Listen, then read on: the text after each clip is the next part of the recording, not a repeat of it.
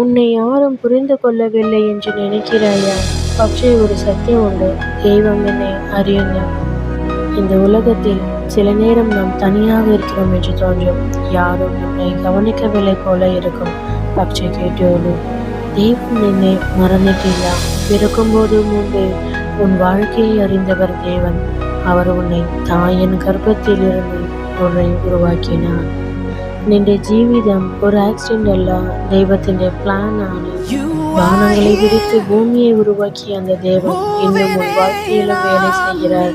ஆகாசம் விரிச்ச தெய்வம் நின்ற வழியும் துறக்கும். இன்று நீ பயப்படுகிறாயா? கவலைப்படுகிறாயா? பயப்படேண்டா. தெய்வம் நின்ற கூட உண்டு. உன் மீட்பரும் தாயின் கர்ப்பத்தில் உன்னை உருவாக்கினருமான கர்த்தர்.